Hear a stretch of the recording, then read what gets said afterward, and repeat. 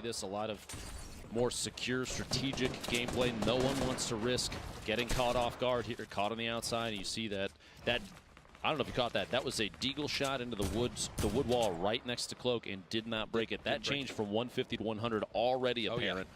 Oh yeah, shots on Sheep and Dobai. Cloak trying to do any damage that he can. Applying pressure in a situation like this, especially as rotation is happening, is super important because if someone comes up behind Dobai and Sheep, Cloak can take the opportunity to get an elimination or two for his duo. Looks like they might be safe at this point too. Jaeyoung and Blind just above them. Out of the southeast, and that stink grenade is going to push Cloak and Chap. The zoning ability of the stink, incredibly important, and they're going to keep applying pressure, forcing Cloak and Chap to rotate even more, burn through more builds. Jack. And they're only 51 damage above that damage threshold. There goes Dopai and Sheep. It seems like for the moment they can breathe. As you've got Jaeyoung and Blind and Takada all nearby. The next zone has been revealed. We'll make sure to show you guys exactly where that stacks up. 56 players remaining. You see Jaeyoung and Blind very happy to be in this new zone. Closey and Chap were in as well. They're just on the cusp of that damage threshold. But now this is where these lobbies begin to drop like flies, Lupo. When everyone's got to begin to move. 52 players remaining right now, but expect that number to dwindle quick. Jaeyoung and Blind looking for any opportunity for a third party to catch someone rotating. That's Frosty saying just behind the hill there.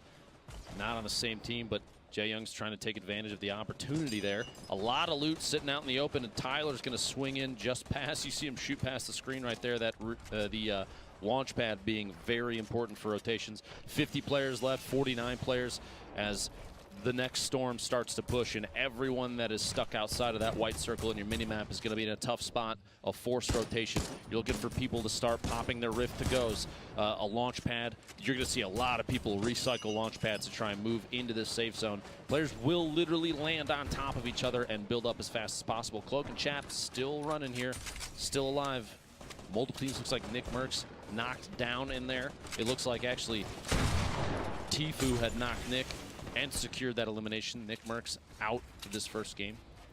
Cloak and Chap sitting on 4 eliminations. That means they have secured a point already, Jack.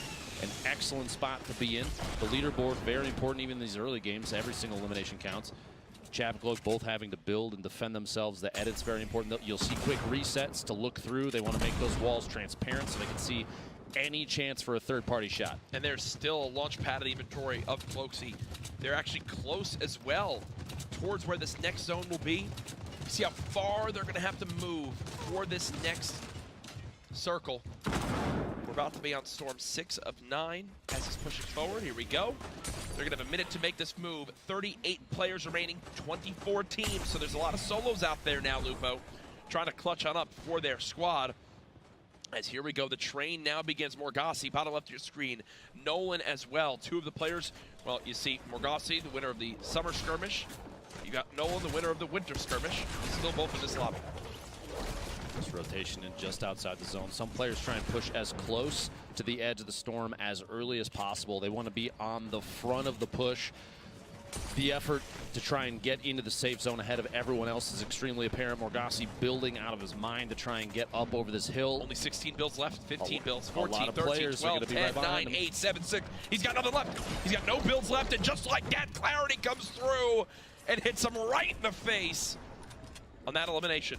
Like Morgassi built the wall and edited his own window. Cloak gets caught from behind. Other players are still rotating in, and Chap is going to be left all by himself. He's not going to be able to go out. Rotating back, Chap might still be able to get to him if he a lot of hustle to get there. And it's not. There's not enough. Yeah, there's no way you go for that in that situation.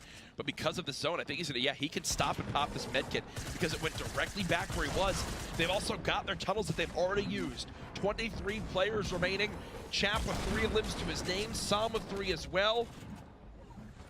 Looks like Bowman now knocked. Vivid still alive, but barely. They do have a combined 4 eliminations, which will give them 1 point. Remember, via placement, you need to be top 5 to earn a point for placement in this duo competition. Vivid just bouncing around right now. Here's players above trying to save some of those materials. Only 33 players left. Also, only 21 AR shots. That's a knock onto Funk Bomb. Can he go for the full cleanup? It doesn't appear so as of yet. At this point, it might not be a big deal. The hope that Funk Bomb maybe gets caught by another player rotating to the same it's area. A super far zone for him. Everybody's got to move east, southeast, Jack. DMO with six eliminations. Are you kidding me? I think they just got to 8 with Tifu still alive. Oh no, they didn't. Okay, I thought Tifu wound up getting that elim. Either way, 7 eliminations so far.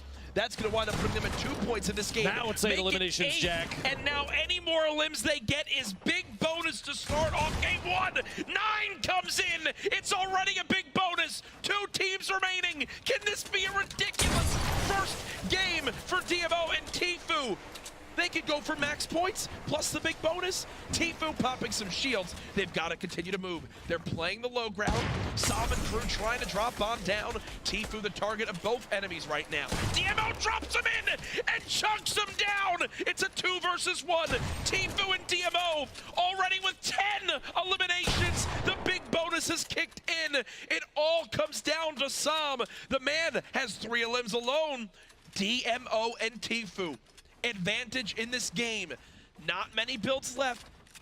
You see DMO still with 40 structures he can build. Tifu down to just 2. Here's a split of the duo. Sam up top with the heavy sniper rifle, trying to look for the opening. Again, still playing this low ground. They've got some traps to use as well if they'd like to. This is just game 1. Sam charging on in. DMO and Tifu trying to break through these walls. Sam still on the high ground. Sam now weak, and there he goes! DMO and Tifu, 11 eliminations and the victory royale. What a surprise! Tifu's on top. Absolutely unbelievable. These two, Ghost Gaming and FaZe, both have to feel fantastic about that. And this duo picking up the first victory royale. The final moments here, you see Sam trying to assert dominance with that top-down view, but height isn't always the advantage. DMO and Tifu both applying pressure constantly. You saw DMO there shooting out the surface that Sam was standing on, so Tifu could get that one last shot in, get that last elimination, secure the first victory royale of the day, Jack. Was that just a 9-point game? It was indeed. I think that was a 9-point game from DMO and Tifu.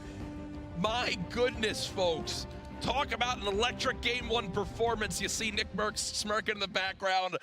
There's a reason why Tifu is, what, still the winningest player in Fortnite prize money history. Doesn't surprise me at all. And regardless of the elimination count, you know, DMO had 9, Tifu had 2. That duo had 11, Jack, and that speaks volumes to how on top of the game they were every moment of the way. We even caught DMO in the middle of that. You were saying 6 eliminations, and then suddenly just snaps the shotgun over and picks up a 7th, an 8th, and they just keep on rolling.